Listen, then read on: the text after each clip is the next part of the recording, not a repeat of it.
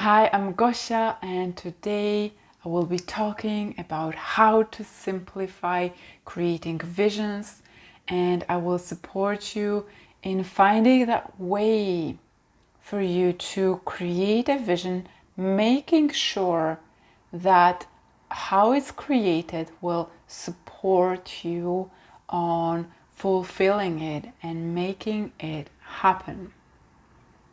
This video is equally useful for those of you who struggle with defining vision or are fearful to create that vision, or people who already think they have a vision or a goal of some sort and maybe it hasn't worked out yet, and you just want to make sure that the reason and how you designed it is not inhibiting your ability to fulfill that dream of yours.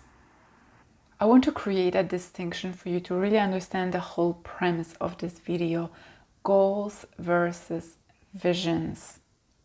And however you call them, I will use the word goals for the rest of this video for the definition of a plan of some sort that you have that involves very detailed specifics, that many of them include some external factors beyond your control, such as timelines, such as numbers in terms of how much you would earn through some project, or how much something would give to you.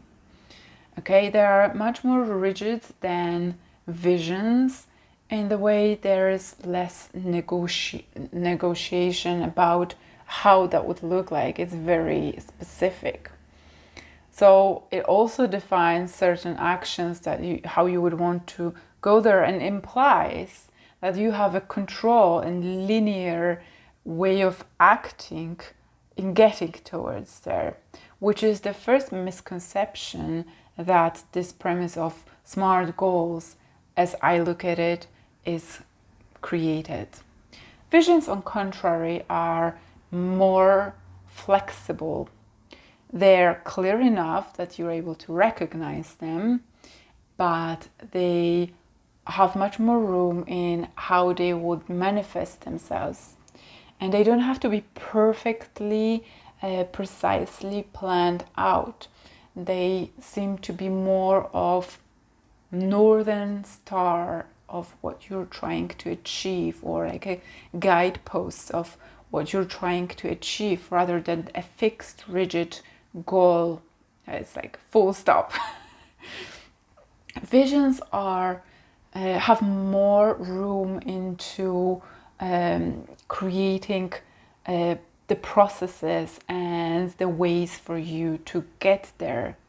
Visions assume that they would be a little bit of maybe even getting lost on the way, and you can still focus on that vision of yours in how you get there. I actually love to quote in that moment a famous quote that I don't know, unfortunately, by whom it is, but it says, "Be stubborn about what you want to create, but flexible about how you're going to get there." And I think the way I talk about visions versus goals will help you to understand where that flexibility comes from. Another thing you want to understand in order to know exactly how to create your own vision is how most people are motivated. I spoke in one of my recent videos about stuckness, how people guarantee to become stuck by being motivated through their circumstances and an away action, an away dynamic. What do I mean by saying this? Well, most of people, like I said, we're brought up and taught to do things as a way of avoiding what we don't want to see. So people would typically take action because they don't like something about their circumstances. They don't like what they see. So there could be a person of ill health and their goal is to become healthy. But as you see, the goal is created based on the foundations of being unhealthy. So it's simply trying to problem solve. It's not so much a creation, but building upon a problem. So that person's house and processes will be very limited by that way of thinking. And it's simply trying to problem solve what this problem entails, and that leaves us with very limited options because you're not really creating but building upon it. In another example, there could be a person who dislikes their job, which I often quote, and there could be a person who is dissatisfied with the way they're being treated, maybe with their management in the office, and they're trying to find a different job, somewhere where those things don't happen.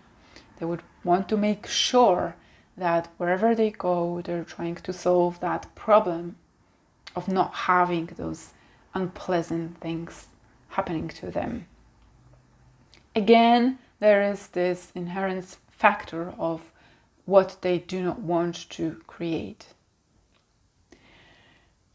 So that brings me into drawing an important analogy, a metaphor that will help you understand exactly what is the real creating of vision versus what is simply troubleshooting or problem solving. And why the first thing, the creating of a pure vision, has superior ability to become created and fulfilling what you want in life.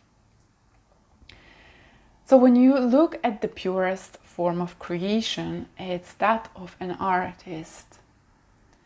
Artists start with a blank canvas for them to project their ideas on, the beautiful picture of what they want to see there is being created on an empty canvas or a piece of paper.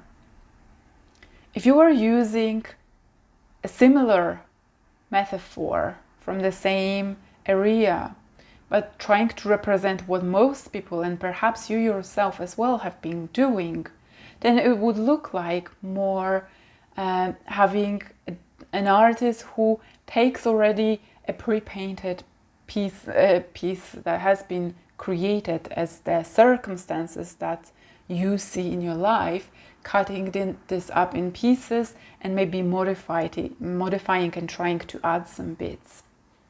What you end up seeing is bits and pieces of that old suffering and circumstances simply remodeled into a collage of some form. Maybe some gaps have been closed with something else, some strokes or lines, but it doesn't go too far from the original circumstances. It can only be changed a little bit. That really brings me to the first principle, how to create a successful creative vision of yours in the simplest way you can. You have to start with nothing. I know you have your circumstances, but hear me out. What I mean by this, you want to start beyond your circumstances. You want to start to see in your mind first simply the thing that you would want to see. Not focusing on what you do not want, but simply want to create something that you would love to create for its own sake. Not many people talk about this. Actually, very few people talk about this way of creating life's vision. I'm not sure why it happens, but as an artist, I can tell you for a fact, but only through this way, many of my clients were able to achieve the success that they have been, because I've been really specifically trying to get them out of thinking of what is limiting them to creating what would they like to see. How would that exactly look like if they were to see it, without thinking about what they see right now. It takes a lot of courage and it takes flexibility to leave those things temporarily be that you are able to see and simply focus on what you want. As simple as it may sound, more people than not, they don't know what they want and they design their goals for the wrong reasons. People design their goals, and I specifically use this word because they end up often being unsuccessful in the way I understand this, because the reasons are guided by maybe getting someone be proud of them, or simply getting a lot of money. Those reasons are not good enough because these are simply means. For example, getting a lot of money is simply just means to what you would want to create in your life.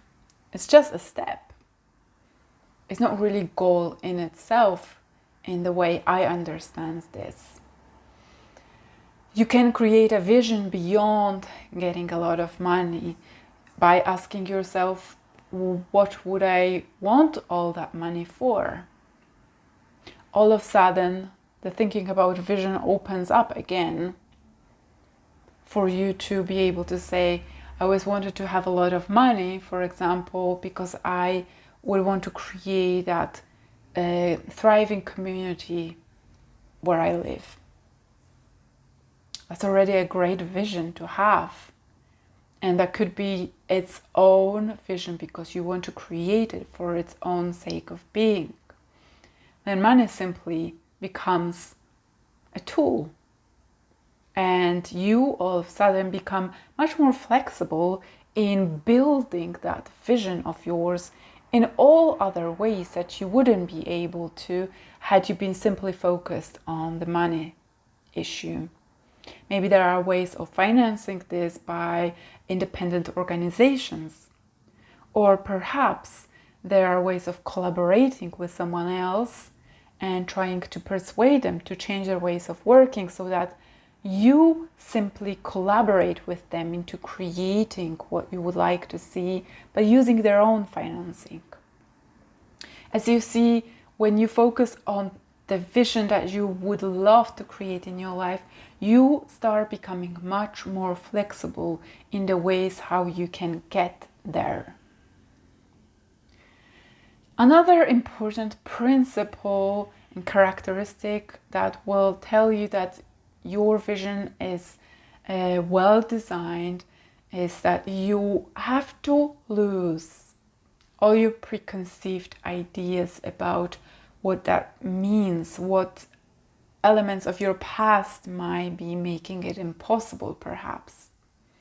You have to lose all those ideas from the past because these are simply limitations that can drag you down. I know it's hard to move beyond the circumstances, but creating that vision of what you would want to create is going to help you solve much of the daily obstacles that you're able to come across.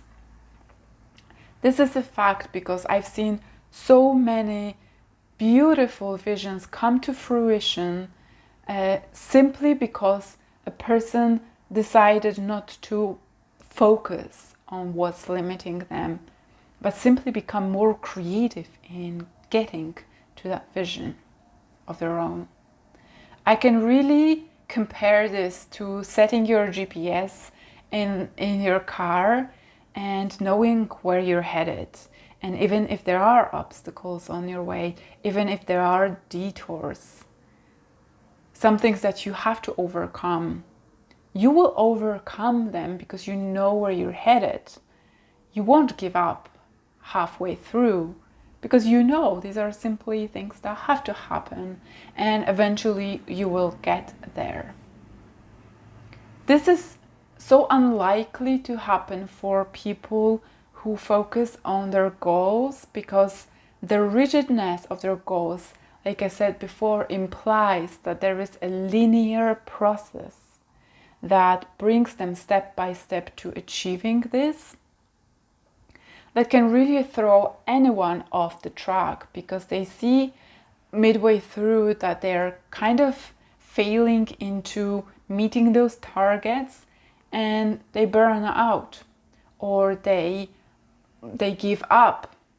And I've seen this happen over and over, because those goals have not been created for the right reasons and in the right way. Like I say, the reasons and the way how your vision is created has the power to either support you in creating it or block your ability to fulfill this. It is a really important piece of knowledge. And the thing is that you are always becoming more of who you're meant to be. You are always emerging more, just like an acorn is always emerging more into becoming the oak is meant to be every single day. So for you to follow through to that vision, you simply have to open up that channel of creation of yours. It's simply not to obstruct this by putting in any external goals and targets and things that can really make you self-doubt. It's simply to create that channel where you can focus your effort and allow yourself to receive guidance from the universe. You don't get anywhere in life through a linear way. You are simply becoming more of that which is resonating with receiving that vision, with being able to embody that person that can receive that reality in turn. This is how things works. And for you to be able to embody that person and receive that dream of yours that you have been creating, there are many things that you have to learn, and some of those things might seem like failures to a person who is guided by goals and the away action, how I call it. When you are being open-minded about how you're going to get there and know that it's simply a way of becoming that person who resonates, who vibrates in terms of your embodied frequency with that vision that you're wanting to create. When you really understand this, you will see that the mishaps that happen on a daily basis are simply turning points or maybe curves where you have to learn that extra lesson, or maybe it had to force you to develop a certain trait of character that will help you become that person again that will be able to achieve that vision. In terms of how clear, how definite must be your vision so that it supports its own creation. Well, if you've been in the self-development area for any period of time, you probably heard about visualizing and many people who teach this, they would say that the clearer the visual vision is, that you're more likely going to be able to manifest this. And as much as I'm a big believer in visualizations, I do not agree with that concept to that degree. I believe there has to be a set of emotions or one single emotion that you are able to elicit that is guiding you towards that vision, a certain feel that you want to get out of this vision. And it has to be just as clear so that you are able to recognize it when you see it. I'll give you a few examples of different definitions of vision. So some of you might have a dream, for example, becoming a writer. I want to become a famous writer. That's a vision of some of you, and I would say that's definitely too vague. That's something that is really doesn't have that quality of vision that I would say is a good vision, because it's simply a process. Becoming a writer, well, you can take a pen and paper and you are a writer, right? If you think about this vision and how you can really tighten it and become more clear, then you can say, I want to write a book. I want to publish a book that would be about a man who finds a true love. Perhaps. I would love to read such a book. That's why I'm coming up with the idea. So this is a good idea for a vision, because it's something you can achieve. And even if you have no idea how to write, even if you are not a writer and you have to learn all those skills, this is something you can achieve. And to flip it onto the side of goals and being too descriptive, how you can trip yourself over would be that you would include some sort of factors that you cannot control. Perhaps I want to write a book that within 2 years would earn me $5 million. That's obviously a really clear path to failure, not to a vision, because you cannot control those circumstances. You cannot control how many people would buy it. And simply being hooked up to a number that's in the end, it's not a vision to create. It's just a number.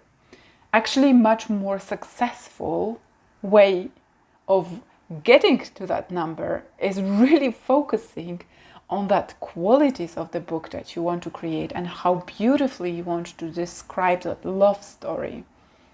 So the second example I gave you, I want to become a writer and write a book about a man who finds truly love.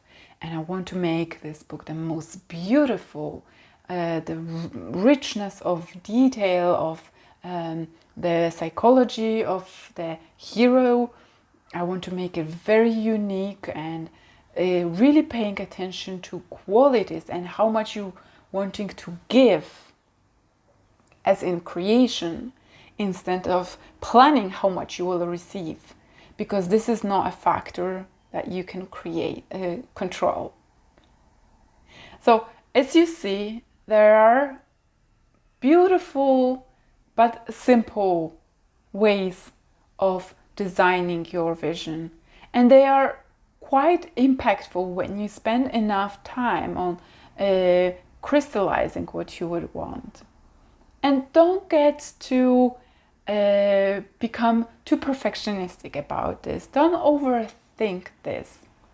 It can be just that kind of idea that you will clarify the farther you go along this journey.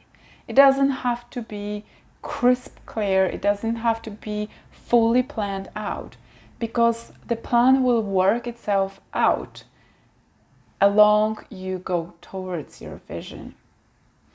And you see, it's actually going to support you into producing those results, into becoming more fulfilled, into teaching you all those things, how you have to, that you have to learn, into becoming that person that really lives in that vision, that really receives that vision into the life that they have.